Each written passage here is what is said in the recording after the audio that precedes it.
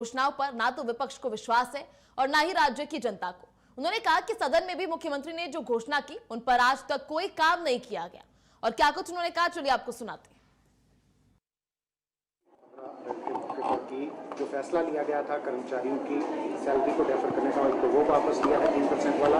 और दूसरा, इंदौर में जो महिलाएं हैं जो 21 साल की आयु पूरी कर चुकी हैं और जिनकी आय सीमा 2 लाख रुपए है, उन्हें 1500 रुपए देने की घोषणा की।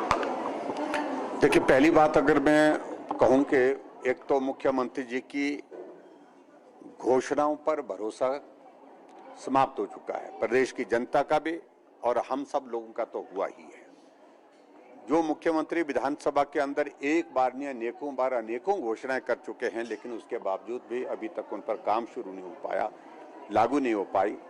तो उन घोषणाओं का अगर हम जिक्र करें तो वो बहुत लंबी लिस्ट है, इसलिए भरोसा नहीं किया जा सकता है जो मुख्यमंत्री जी ने कहा है।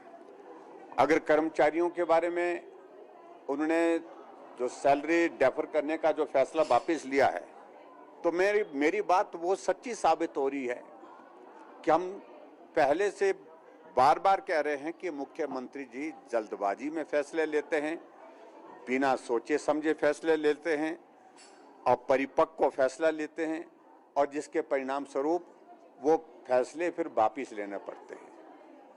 आप अंदाजा लगाइए, विधानसभा के अंदर पारित किए हुए बिल हाई कोर्ट में फंस जाते हैं, सुप्रीम कोर्ट में फंस जाते हैं, यानी कि वापिस हो जाते हैं, उनको निरस्त कर देते हैं। जबकि विधानसभा के अंदर मैं एक बार नहीं अनेकों बार कहा कि ये कानून के संवत नहीं है, संविधान की व्यवस्थाओं के अनुकूल नहीं है, नियम के अनुरूप नहीं है, मत करिए। लेकिन जिद करते हैं, फिर उसके बाद मुंह की खानी पड़ती है। उन्होंने कुछ दिन पहले एंटी टैक्स पर लिया था, उसको वापस करना पड़ा। इसके साथ साथ में ये फैसला जो अभी आपने जिसका जिक्र किया है कर्मचारियों के सैलरी डेफर करने का, इस बारे में हम पहले भी कह चुके थे कि ये भी नियम के अनुसार नहीं है, नियम के अनुसार नहीं है, क्योंकि आंध्र प्रदेश में कोविड के दौरान सैलरी काटी थी और हाई कोर्ट में भी सरकार हारी, सुप्रीम कोर्ट में भी सरकार हारी वहां की, और अल्टीमेटली 6% इंटरेस्ट के साथ वो सैलरी देने का आदेश आया।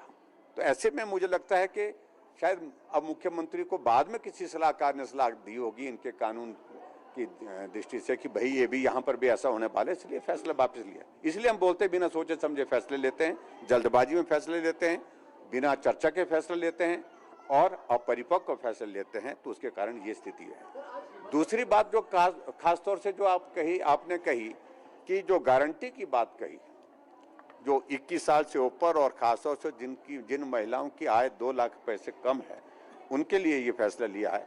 तो इसीलिए हमको पहले ही मालूम पड़ रहा था कि जहां अब की बार वो हिमाचल दिवस का कार्यक्रम आयोजित करने जा रहे हैं, वहां इस प्रकार की बात करेंगे, एक एक पॉकेट को ढूंढ रहे हैं। अरे वादा तो आपने जो गारंटी दी थी, वो गारंटी ये दी थी 18 से 60 साल की हर महिला को देंगे, और ये पॉपुलेशन जो है वो 24 लाख से ऊपर की बनती है।